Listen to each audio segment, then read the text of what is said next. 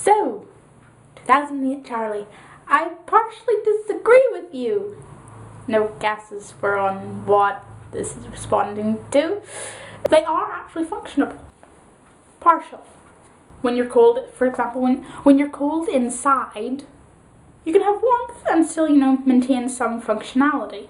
I mean, have you ever tried to type with full, normal gloves? Just doesn't work. Nope.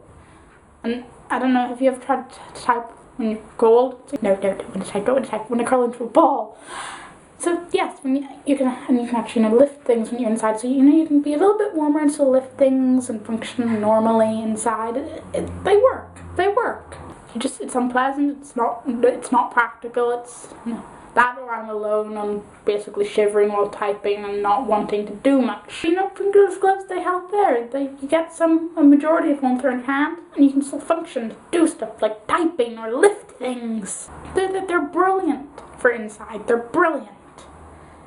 All the functionality and a bit of warmth. I mean, well, a majority of warmth, really, most of your hand, but still. When you're outside, okay, your fingers are going to be just a little bit cold.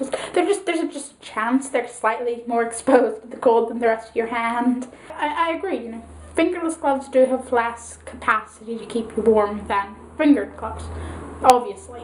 So, I'm not disagreeing there because I'm not quite that crazy. But really, you can have normal gloves, finger completely warm totally, but if you have to actually do anything when you're outside that actually, requires any sort of functionality of your hands, well, chances are you might have to remove your entire glove just so you can do something. Exposing your whole hand to being frozen. You will have ice for hands. But fingerless gloves, as I've said, majority of your hand warm, still functional. So it's a compromise that, means you get to keep some warmth, rather than just losing it all if you have to take off a full glove. And really, it's even fingerless gloves outside, it's not as if you're going to walk around like this, just, allowing your fingers to become icicles.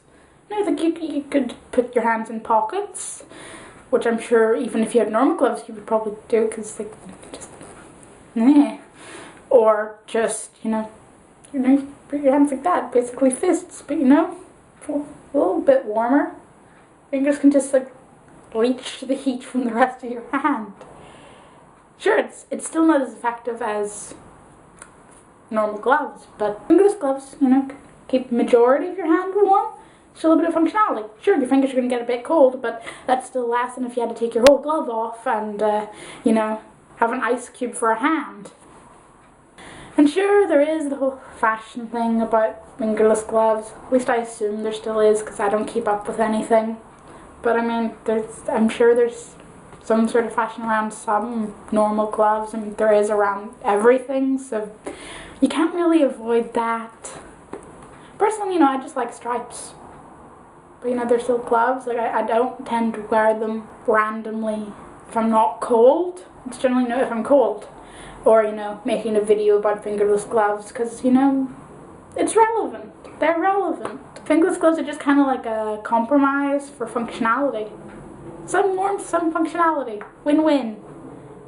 Unless, you lose your fingers to frostbite, in which case, not so much. But if that's the case, you shouldn't have been outside so long. Or, portable radiators. Just portable radiators.